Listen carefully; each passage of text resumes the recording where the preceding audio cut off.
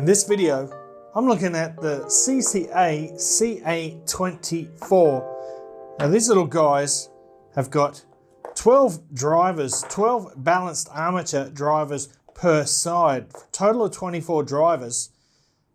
Stick around and find out how they sound. Let's get it.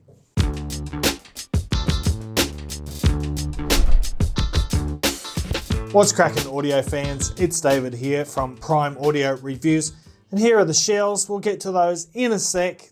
First of all, there is the box, your standard CCA box. Yes, it is as though KZ, that reptilian overlord, has a little sister, and they called it CCA. And inside that box, you get this horrible little budget cable, the same one that you get with the budget CCA models, basically the same as the old brown KZ model, or CCA in this case. And yeah, it's just a tangly pain in the bitch. It is not very good in terms of handling. Quality of the cable, of the actual wire, is fine, but yeah, terrible handling cable. Do not like it, especially considering the price of this bundle is $129. Please. The other thing that you get in the box, you get 4 pairs of these dodgy little silicone ear tips, and they're the flimsiest little tips that you'll ever see. They're pretty bad.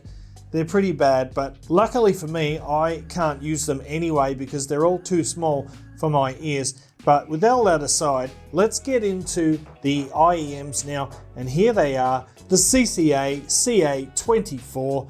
And look, it's a pretty handsome shell from the front side, or the side, if you know what I mean. It's got this kind of modern aesthetic to it. Looks pretty clean, you know, aluminium on the outer part and a matte black plastic inner part of the faceplate there.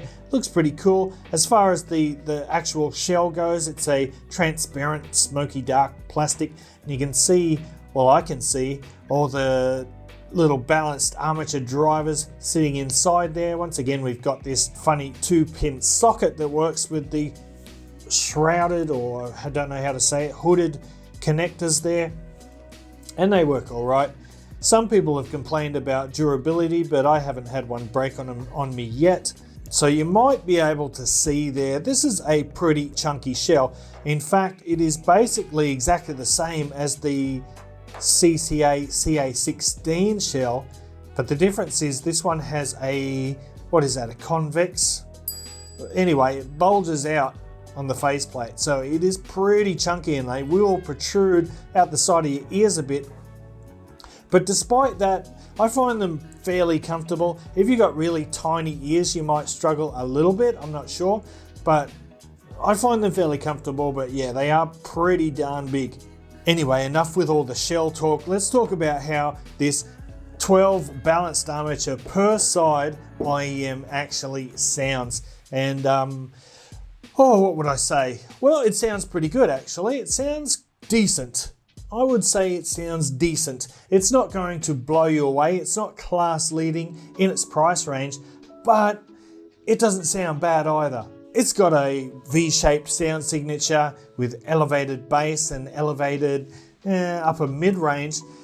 It's got this kind of a smooth, easygoing, laid-back sound signature, so it's nice and musical. It's pretty cruisy, it's inviting. You're not going to get fatigue from it. But let's break it down, and we'll start with the bass. And for an all-BA IEM, it's got a pretty decent bass. It's it's pretty punchy. It's particularly in the mid-bass.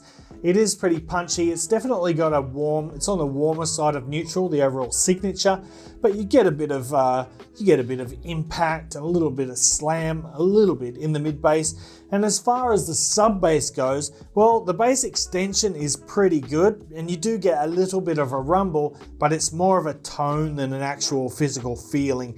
It doesn't shake your head around. It's not a very physical or powerful sub bass, but it is a pretty good one. It does have good extension, even better than the CCA CA16, which has a dynamic bass driver. But anyway, so it's kind of, despite what it looks like on the graph, which I'll put up here, if you look at that, it looks as though these are a bass monster, but it's far from that. It's really not a bass monster at all. It does have a warm low end. It's got definitely a lifted mid and upper bass area, and the lower mid-range is pretty warm as well, but it's not a bloated sound. It doesn't have this big boomy bloated bass at all. It's pretty well controlled. It's fast because it's obviously balanced armature drivers in there. So yeah, despite what it looks like on the graph, it's definitely nowhere near a bass head IEM. Something like even the Tin Hi-Fi T3 Plus, for example, has got much more elevated bass than this one does in context. So onto the mid-range now, and the mid-range is slightly recessed. However, vocals are fairly forward. Your mid-range tone is pretty good. It has kind of average clarity. It's not a super clear mid-range, but the vocals are fairly articulate. They sound fairly natural. It's not a big, thick, fat or overly rich sound. It sounds pretty good, pretty inviting, musical, and it doesn't sound really unnatural in any way. But that's about it. You know, the instrument separation and the resolution are pretty good, but it's nothing to write home about. And the mid-range is, well, particularly the upper mid-range is just slightly ahead of the bass in terms of the overall mix. So as I was saying, definitely not a bass head IEM. Now let's go on to the treble quickly now. And the treble is all right. It's got a little bit of an emphasis on the lower treble. It's got your, what I call a typical CCA treble, which is a nice soft treble with rounded notes, kind of an airy sound, but it's definitely not overly crisp. It's not a sharp or energetic treble. It's just kind of soft and airy, if you know what I mean, which is good for long listening sessions, and it's good if you are easily fatigued by treble, by a bright sound signature. You wouldn't have any problems with this IEM here. And detail retrieval is not too bad. Detail retrieval is pretty good, but you will miss out on some micro details, and that's got a lot to do with the treble tuning, because although the lower treble is emphasized a little bit, after that it falls off fairly rapidly. So you've got an upper treble that falls off pretty steeply, and that's where a lot of the micro details lie. You need to sort of lift that treble up to hear those. Now, I'm not one to dock points for missing out on micro details. I tend to sort of go for tonality, an engaging, inviting tonality first and foremost. I kind of thought that the point of having so many drivers was that so you could sort of have all your cake and eat it too, if you know what I mean. So it's not your perfect kind of all around amazing sound from the bass, the mids and the treble. Everything's amazing. It's not like that at all due to those extra drivers in there. If anything, it makes the tuning job harder to do.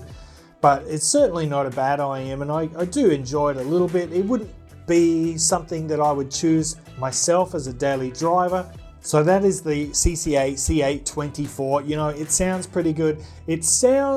The audio quality, I would consider it to be in the realm of that $129 price range. It kind of sounds like it deserves to be there.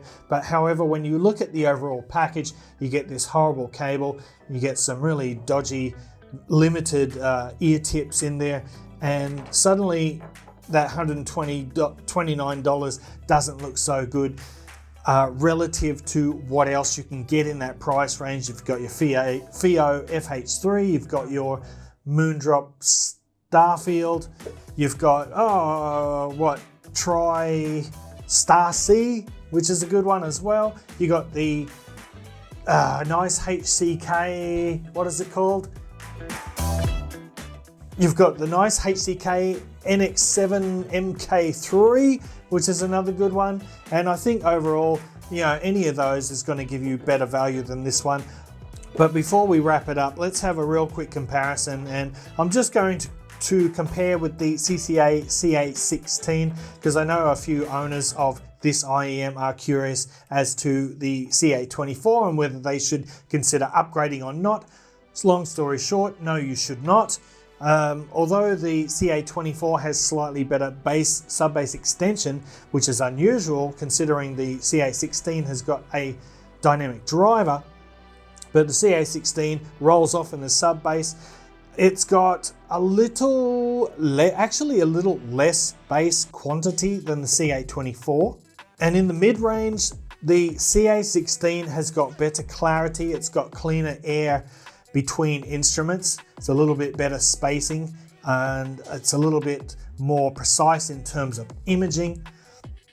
And then what I really like the most about the CA16 compared to the CA24 is the CA16 has got a little bit more upfront treble. It's a little bit denser. It's not sharp, but it's a little bit more lively. It's a little bit more precise, and that adds clarity to the mid-range, and it just gives it a livelier, sort of a more vibrant sound, whereas the CA24 kind of lacks dynamics a little bit in that regard.